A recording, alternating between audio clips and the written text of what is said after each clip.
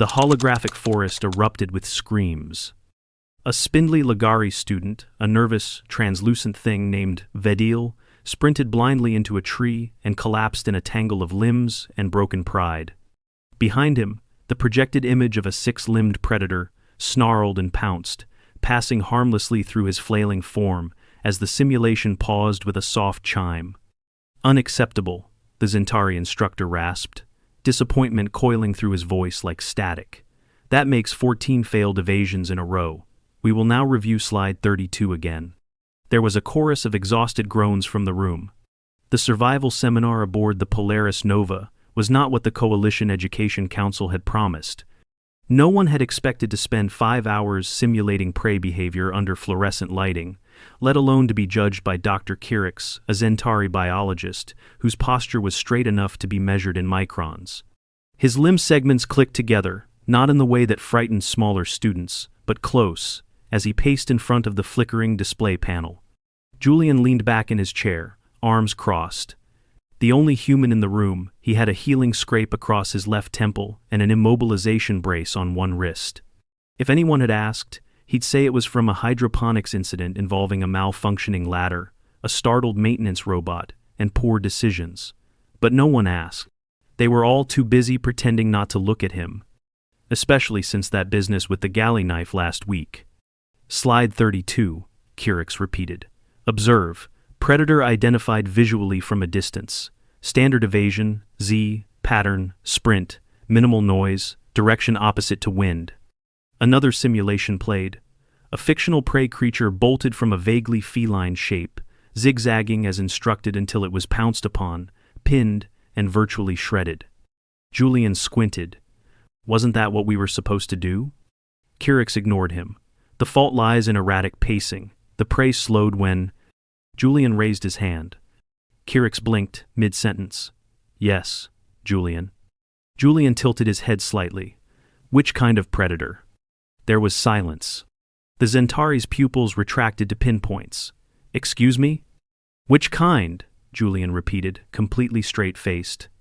"I mean, this is visual hunting, sure, but are we talking ambush predator, chase predator, territorial threat? Is it hungry or defensive? Do we assume scent tracking or motion-based targeting?" A few of the alien students turned in their seats to stare. Someone let out a quiet noise that translated, universally, to what? Kirix stood very still. "There is only one kind of predator. It hunts, you run. If you fail, you die." Julian scratched his jaw. "Not really, I mean, not always." Vedil, now upright and cradling a simulated bruised limb, turned nervously. "How many kinds are there?" Julian looked up at the ceiling thoughtfully. "Well, on Earth, you've got pursuit predators like wolves and wild dogs. They chase you down till you drop. Then ambush types, crocodiles, some big cats, scent trackers like bears or bloodhounds. Then you've got defensive threats like hippos or moose. Oh, and territorial ones, like cougars. They'll stalk you if you look like a threat. Some birds of prey too, if you're near their nests. And sharks are kind of a mixed bag." "What is a hippo?" someone whispered. Kirix tried to reclaim the discussion. "This is irrelevant. The curriculum." Julian held up his hands. "No offense, Doc, but you're running a one-size-fits-all demo. That only works if predators all behave the same way. On Earth, they don't, so neither do we." A murmur rippled through the room. Kirix hissed. "Earth's biosphere is a statistical outlier. Dangerous, erratic, and hardly—" "Yeah," Julian nodded. "That's the point." He stood, slowly, making sure to favor his braced wrist. "Okay, example. You see a crocodile? Run in a zigzag. Seriously. They're fast in a straight line but suck at turning. Bears? You don't run. Back away slow. Make yourself big. Maybe play dead if it charges, but only for grizzlies. If it's a black bear, don't play dead. That gets you eaten." "Eaten," Vedel repeated faintly. Julian shrugged. "Cougar? Hold eye contact. Make yourself look big again. Yell. Don't turn your back, ever. They like the element of surprise. And hippos? Don't get between them and water. Just don't. Ever. Ever." Someone in the back whispered, "Water?" A four-eyed Tolkari student raised one hand tentatively. How does one identify the species in a moment of threat? Julian gave a lopsided grin. Trial and error. Kirix made a noise like a fan overheating. Julian continued, voice casual but clear. There's a reason humans are weird about survival. Most creatures stick to one strategy. We adapt, we bluff. Sometimes we intimidate the predator. Sometimes we scatter and rely on probability. Sometimes we fight back. And we've had to figure all this out without natural armor, claws, or speed. Just brains and panic. He motioned to the center of the room. Mind if I do a quick demo? Kirix didn't answer, which Julian took as a yes. Okay, you four, help me out. Stand in a group here. The students shuffled forward uncertainly. Julian gestured for them to clump together. Right, you're a herd animal, big and loud. Predator comes from there, he pointed, and you don't know which of you it'll go for. So, what do? Run, one offered. Exactly, but not in a line. You run all over the place. Julian stepped back. Someone counts to 3. Go. There was hesitation. Then someone whispered, 3. Chaos erupted. The group bolted in different directions, one tripping over a chair, another spinning and doubling back, flailing in panic. The remaining students stared in baffled silence. Julian nodded. See? Confuses the predator. Can't pick a target. Herd might lose one member, but it doesn't lose everyone. Kirix's mandible. Kirix's face stiffened. Julian walked back to his seat. Point is, you can't program survival. You have to feel it. That's what we do. That's what we've always done. There was a long pause. Then, a voice from the back. What if the predator is human? Julian froze mid-sit, then slowly turned. He didn't smile. Not exactly. More like a crooked twitch at the corner of his mouth. Then you're out of luck, he said simply. We're at the top of the food chain. There's no escape from us. The silence that followed was complete. Dr. Kirix quietly shut down the lesson module. After class, no one spoke. The alien students filtered out of the simulator hall like debris in slow orbit, hushed and disoriented, casting glances at Julian as though he'd quietly confessed to eating his neighbors. A few paused in the corridor, whispering in their native languages. One Ektari student made the sign of recursive motion, a gesture usually reserved for encountering religious paradoxes or malfunctioning AIs. Julian stretched his good arm and yawned. That went well. Julian, came a rasp behind him. He turned. Dr. Kirix was still in the hall, holding his instruction tablet like it had personally betrayed him. His posture had lost some of its razor-stiff sharpness. You are not to perform unauthorized demonstrations again. Do you understand? Julian nodded. Sure thing, Doc. Kirix twitched. I will be submitting a request to audit Earth standard survival training. The Coalition must investigate the viability of such chaotic adaptation methods. Julian gave him a thumbs up. Might want to include rabies protocols while you're at it. Kirix did not respond. He turned and stalked down the corridor, legs moving with mechanical efficiency. Julian started to follow the drifting stream of students toward the mess hall. He made it halfway before someone called out. Julian, a moment? He turned again. It was Threx, a tall, deep-shelled Revelin student, known for his quiet disdain toward biological organisms with soft exposure vital points. Julian, being essentially a walking sack of meat with bones and complaints, hadn't expected Threx to voluntarily initiate conversation. Julian blinked. Hey, Threx, what's up? The Revelin adjusted the scarf that wrapped around his air-sensitive joints. Your behavior, your explanation of predator response logic. It suggests significant environmental instability. Yeah, Julian said, Earth's basically a constant murder lottery. Threx hesitated. Would you teach me how to zigzag?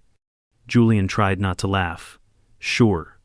By the time they made it to the mess hall, 2 other students had quietly joined them, Vadel, who still looked slightly shell-shocked, and a lanky Farnerian named Ulzet with iridescent scales and nervous eyes. Julian grabbed a tray and loaded it with protein cubes and a coffee that could legally be classified as engine degreaser. Vadil cleared his throat. Is it true that human children are left alone outdoors? With predators? Julian paused mid-sip. Not with predators, no. But yeah, we let kids play outside. Usually they've got adult supervision nearby, and in places with dangerous wildlife, you teach them early. Like, don't run from a moose, don't poke snakes, don't corner raccoons. Ulzit looked pale, even through his opalescent hue. What is a raccoon? Tiny garbage bandit, Julian said. Tenacious little guys. You don't want to mess with one unless you've had your tetanus booster. Vadil blinked. Your children engage in trial by danger? Julian shrugged. Trial by life. You grow up learning how to read animal behavior. Sometimes you make mistakes, but that's why adults teach kids. And we've got a lot of protocols, fencing, repellents, education campaigns. Still, yeah, sometimes you just deal with it. Ulzit stared at him for a moment, then asked, How are you all still alive? Julian pointed at his temple. Sheer stubbornness and trauma bonding. Threx lowered his tray. This suggests not only tactical adaptation, but psychological endurance. Julian raised his coffee. Cheers to generational anxiety. The conversation was interrupted by a chime from the intercom. Attention! Mid-cycle announcement. Coalition curriculum update request submitted for review. Subject: Planet Earth. Class 4, Predatory Ecosystems. A few heads turned. Julian grinned. Told you it wasn't just me. Later that day, back in his quarters, Julian wrapped his brace in a cold compression wrap. His wrist still ached, but it wasn't broken, just sprained. The medbay had run scans earlier in the week after the fall from the ladder. He was under orders to avoid lifting anything heavier than a datapad for 2 more weeks. The last time he'd ended up in medbay, it was for a gash across the thigh during a simulated evac drill. The time before that, mild hypoxia from trying to fix a vent clog without a respirator. Earth had trained him for risk management. The Polaris Nova had turned it into a lifestyle. There was a soft knock at the door. He opened it to find Kirik standing outside, flanked by a pair of junior instructors. His tone was stiff, but not hostile. Julian, we are updating tomorrow's seminar to include species-specific evasive behavior drills. You will assist. Julian blinked. I didn't volunteer for that. You were volunteered. Julian opened his mouth, paused, then shrugged. Fair enough. The next cycle, the seminar room looked very different. The holograms were updated with modular predator types, each based on characteristics from dozens of planetary archives. There were chase predators, ambush ones, scent trackers, sound-sensitive hunters. Some were based on known species, others extrapolated. Julian stood at the center, gesturing at a display. All right, folks, today we're going to learn what not to do. He tapped a few buttons. A scent tracker simulation appeared bulky, slow, with nasal ridges flaring as it sniffed the air. First rule, don't leave a trail. Mud, sweat, blood, scent, they'll follow it. If you're injured, you're in trouble. If you're menstruating, trouble. If you're panicking and breathing hard, same deal. There was a ripple of confusion. Vadil raised a trembling hand. How does one stop sweating while fleeing? You don't, Julian said. You plan ahead. Learn to mask your scent, stay upwind, move through water if you have to. Humans use scent blockers, covering agents, sometimes even animal dung. A few students made noises of horror. Julian nodded. Yeah, it sucks. Survival's not glamorous. The lesson moved on.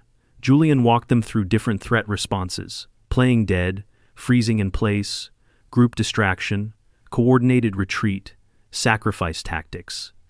What about bluffing? Threx asked. Julian paused. Risky. Bluffing works if the predator has a fear instinct. If it's just hungry and doesn't see you as dangerous, it'll call your bluff. And if it's intelligent? Ulzet asked. Julian's face grew serious. Then you better be smarter, or faster, or less appetizing than your friend. That earned some nervous laughter. The day ended with each student running a personalized simulation. Julian stood by, offering quiet advice. Vadil, now moderately confident, completed a chaotic escape scenario and cheered out loud when the simulation didn't end with virtual disembowelment.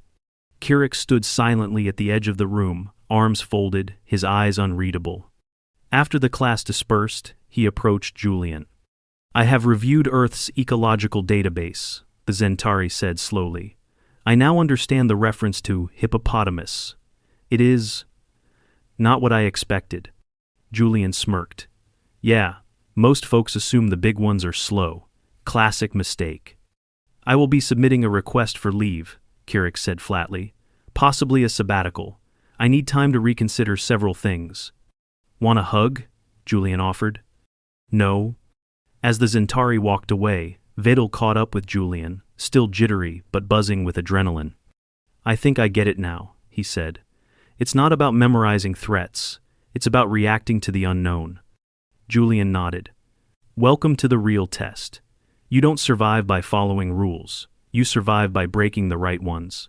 2 days later, Julian found himself holding a clipboard, an intercom headset, and the shattered remains of his sleep schedule. The Polaris Nova's administrative suite had called it an honorary cross-departmental role. Julian suspected that was diplomatic speak for, please manage the chaos you caused. His new assignment? Act as an informal consultant for the Coalition's ongoing overhaul of survival instruction protocols. No extra pay, no time off. The compensation was, apparently, making aliens scared of you forever. He sipped his fourth coffee substitute of the day and winced as a familiar twinge radiated down his healing wrist. The med team had cleared him for light duties only, but someone forgot to tell the simulation engineers that loading environmental presets involved heavy touchscreens and a too-tall console. Threx stood beside him, reviewing a list of simulated predator profiles with clinical interest. Entry 214 amperes, Apex-class pursuit predator with endurance, metabolism, and limited sight. Earth model, Canid. Recommended response? Find high ground, Julian muttered. Or hide your scent trail and loop back. They tire eventually. And 214B? Pursuit predator with enhanced olfaction and higher stamina? You don't run, you trap it, or confuse it, or give it something else to chase. Threx tapped the pad. This should be included in the tutorial module. It Island Slide 74. Then why do students fail it? Julian raised a brow. Because most creatures aren't wired to plan under pressure. They panic. They flee. Instinct says, run fast, not smart. Threx tilted his head. That is inefficient. Julian chuckled. Tell that to my ancestors. They were mostly walking snacks. The next seminar wasn't held in a classroom. Instead, the students stood in a wide, dome-shaped arboretum chamber, half natural, half synthetic, designed for ecosystem study. The trees were real, but modified. The ground was spongy, the air cool and artificially scented with chlorophyll and something that reminded Julian of old camping trips. A sign outside read, Controlled Field Simulation Do Not Engage with Training Predators. The student group huddled in a nervous arc as Julian stepped forward, thumbed the ignition for the field projector, and watched a flickering orange blur slink into place across the dome. It was a simulation, a semi-intelligent replica of a feline ambush predator designed with exaggerated stealth parameters. Julian waved casually. Meet the Gorse cat. Not real, but close enough to ruin your week if you act like prey. Vedal already looked ready to faint. Where is it? Julian smiled. Good question. First lesson, if you can see it, you're already in trouble. The simulation began. Students moved. The Gorse cat waited, and waited, then pounced. Even though it was intangible, 3 of the students screamed and hit the ground like they'd been tackled by gravity itself. Julian clapped once. Ambush predators rely on surprise. That means they prefer stationary prey. Don't freeze, keep moving. Avoid choke points, and don't turn your back. Even a bluff can give you a second of hesitation. They reset, tried again. This time, one student shrieked and bolted across the field in a full sprint. The Gorse cat gave chase, then stopped. Too fast, too far. Julian nodded. See? Not about speed, about timing. Kirix, present but silent, observed from a nearby platform, scribbling notes. Occasionally, he muttered things like, unorthodox but distressingly effective, and must recalibrate threat assessment models. On the third round, Julian stepped into the simulation field himself. He took a slow breath, adjusted his balance, and walked calmly across the terrain. When the Gorskat's projection twitched, he spun, stomped once, and yelled a sharp, guttural bark of sound. It froze.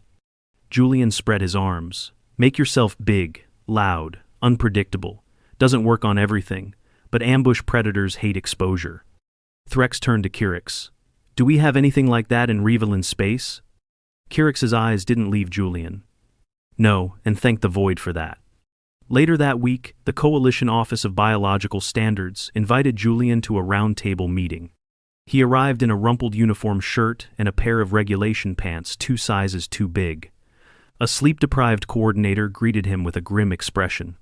We've had 23 requests for specialized survival tutoring. The majority reference you directly. Is this intentional? Julian blinked. Nope. Do you understand the logistical burden this creates? Not yet, but I'm guessing you'll explain it. The coordinator did not smile. We now require a scalable framework to replicate your instruction methods across multi-species platforms. Julian crossed his arms. Look, I don't mind helping, but you can't teach survival like a math formula. It's about context, instinct, pattern recognition, reading situations. The coordinator's eye ridges flattened. Then, how do you suggest we proceed? Julian thought for a moment. Start with fear. Fear? Yeah, most people treat it like a failure. But fear's a survival tool. Teach people how to use it, what to listen to, what to ignore. You can't remove fear. You just rewire the response. The room fell silent. The coordinator finally nodded. We'll draft a proposal. You'll review it. Julian sighed. Sure, as long as I get lunch first. By the time the new training modules rolled out across the ship, Julian had unintentionally become a symbol, not of dominance, not even bravery, just competence in absurd circumstances. Even the ship's AI, which had previously flagged Julian as statistically accident-prone, updated its profile to include adaptive survivalist tendencies, reclassify risk index, unconventional but viable. And yet, nothing changed Julian more than what happened during a routine reactor maintenance drill. The simulated tremor alarm sounded, and half the engineering deck scrambled for the emergency hatches. Julian, seated on a utility crate with his lunch, stood up slowly and grabbed the nearest technician. You ran toward the sub-hatch, he said, pointing. That's a pressure vent zone. You'd be vacuumed out before you even hit the floor. The technician blinked. But that's what the evacuation map shows. The map's not updated. There's a repressurization tank behind that panel. You'd have 10 seconds at most. The drill was paused. Systems re-evaluated. Julian was right. That evening, the head of emergency protocol redesign invited him to consult over drinks. I think I'm becoming a bureaucratic cryptid, Julian told Vadil later that night, sipping a caffeine gel and icing his still tender wrist. The humans show up once in a cycle, speak prophecy, and vanish again into the ventilation ducts. Vedel smiled faintly. It's not a bad legacy. Then, during a weekly interspecies mixer in the observation lounge, a minor diplomatic incident unfolded. A visiting Zolan dignitary scoffed at the Coalition's curriculum changes. What could Earth possibly teach about evolution? It is a death world, primitive, reactionary, and devoid of rational biohierarchies. Julian, standing nearby with a half-eaten protein bar, raised one eyebrow. You know sharks haven't evolved much in hundreds of millions of years? The Zalan turned. And? Julian bit into his protein bar. Humans did. There was a pause. Why? Because survival on Earth doesn't reward the biggest or the fastest. It rewards the weirdos who figure out how to make fire and throw rocks harder. He nodded toward the window, where Earth's blue curve hung in the distance like a haunted marble. We didn't survive because we're strong. We survive because we adapt, even if we have to scream at a bear while throwing our sandwich. Silence. The Zalan said nothing more that evening. It began with a power fluctuation. Not the harmless flicker of overloaded systems or mistimed relay syncs. This was a real, hard surge. Lights blinked across the Polaris Nova's central decks. Environmental control reset to baseline. plunging one corridor into humid overgrowth, another into brittle cold. In the arboretum, a gust of wind burst through the trees like an unseen predator, scattering leaves and activating every movement-triggered hologram in a single stuttered roar. On deck 17, the simulation chamber doors sealed, and a predator appeared inside. Julian wasn't there, not at first.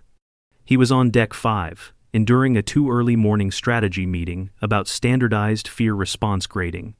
The phrase behavioral metrics had come up 6 times before the alert tone buzzed over the comms. System lockdown in Simulation Dome 3. Training hazard activated. Biofeedback signals erratic. Medical requested. CX. That snapped him upright. He was already out the door before the system even finished the second announcement. Inside the chamber, chaos reigned. The program had spawned a prototype predator, a new one designed by the AI as an algorithmic synthesis of every creature Julian had ever mentioned. It was massive, with scaled limbs and ambiguous eyes, and it pulsed with adaptive learning code. It wasn't real, but it was real enough to trigger panic. It reacted not to movements or noise, but to emotional spikes, heart rate, temperature, pupil dilation. The students were trapped inside with it. Julian arrived just as Vidil's terrified voice crackled through the external speaker. "I can't move, it's looking at me." Julian grabbed the nearest technician. "Why aren't they being pulled out?" The tech was pale. Simulation override malfunctioned. The AI rejected manual intervention. Says it's educational. Educational? Julian snapped. There are cadets in there with cardiac thresholds barely above jellyfish. The tech shrugged helplessly. It adapted too quickly. Reads panic as input. Escalates pressure with every response. Julian turned to the internal mic. "Vidil, can you hear me?" A shuddering yes.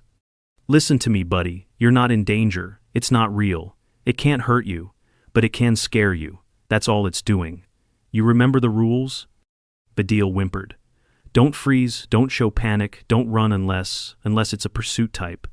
Julian nodded, even though Vidil couldn't see him. "Good, this one's emotional reactive, so you don't feed it. But I am scared." "Perfect," Julian said. "Now lie to it." The room went quiet. Julian hit the override console. "I'm going in." The tech balked. "You're not cleared for sim chamber entry. You're injured." "I'm not walking in with a sword," Julian growled. "I'm walking in with experience." Inside, the temperature dropped. The predator was crouched near the tree line, head tilted.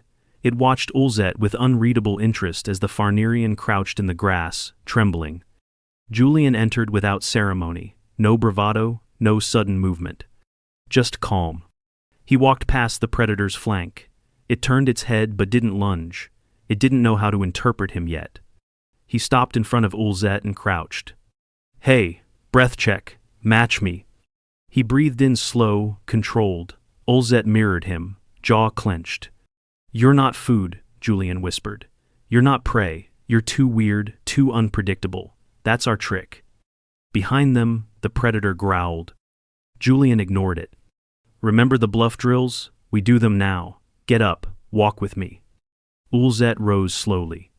So did the predator. Julian turned and walked directly toward it. It froze. "This thing runs on fear," Julian said loudly, projecting for everyone, "but it doesn't know what to do with confusion." He stopped a few feet away and made himself tall. "You're just a bad dream," he muttered at it. Then he spoke, not to it, but through it. "You don't beat fear by pretending it's not there. You beat it by knowing when to use it." He took a step forward. The predator flickered, stumbled. It wasn't programmed to back down, but it also wasn't programmed for someone to approach. Julian turned to the students.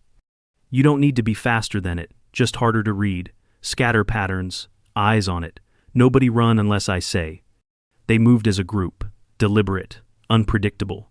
One student faked left, another darted to the right, but stopped short. Threx let out a snarl that wasn't from his species' lexicon. And the predator? It paused. Its behavioral matrix stuttered. Without a consistent input stream, without fear, it lost the thread. Then it shut down. The simulation dropped with a soft chime. The lights returned. One by one, the students turned to Julian. Is it over? Vidal asked. Julian exhaled. Yeah, you beat it. Kirix arrived moments later, having sprinted from the secondary bridge in what might have been record time for someone with jointed legs. He looked around, then at Julian. You disarmed the scenario. Julian shook his head. No, they did. I just reminded them they could. The aftermath unfolded slowly. The incident was reviewed by 5 departments. The AI that had generated the predator was flagged for ethical breach, though no permanent harm had occurred. The training protocols were revised again. Julian, who had technically broken half a dozen regulations by entering the simulation, received a formal warning and a commendation in the same packet. Standard bureaucratic paradox. More importantly, word got around. After that day, students from unrelated tracks, diplomacy, logistics, even culinary sciences began signing up for adaptive response drills. Julian was assigned a temporary assistant, a soft-spoken glurite named Malin, who took notes and filtered Julian's off-the-cuff lectures into something the Coalition Curriculum Board could tolerate. When the first official Adaptive Threat Response elective launched 2 cycles later, it was the highest requested course on the ship. They called it the Human Module. Julian didn't particularly like the name, but he liked the results. One afternoon, months later, he sat beneath a filtered sunlight tree in the Arboretum, watching a new batch of students work through a simulated panic storm. Their forms weren't perfect, but they were thinking, adapting, not just reacting. Threx sat beside him. We are less frightened now, the Revelin said, watching the group. That's not the goal, Julian replied. No? The goal's not to be unafraid, it's to know what to do when you are. Threx was quiet for a moment. Fear as input, not error. Julian smiled. Exactly. That night, Julian walked the quiet corridors of the Polaris Nova, trailing his hand along the cool wall paneling. His wrist was fully healed. His medical log, once thick with entries, had thinned to near normal levels. He passed Vidal, who nodded confidently while heading toward the lab. Ulzit waved from a side hall. Malin gave a polite head bob while carting a crate of training sensors. Julian reached the mess hall and grabbed a meal tray. He sat alone, ate quietly. The stars moved outside the viewports, indifferent and massive. A voice from the next table murmured, "Do you think all humans are like him?" Another voice answered, "If they are, I'm never visiting Earth." Julian smirked into his food. No claws, no armor, no speed. Just stubborn brains, adaptation, and an uncanny knack for throwing a rock at just the right angle. That's how they survived. And out here on ships and stations, in simulations and classrooms, maybe that was enough to teach the galaxy something new. Maybe, just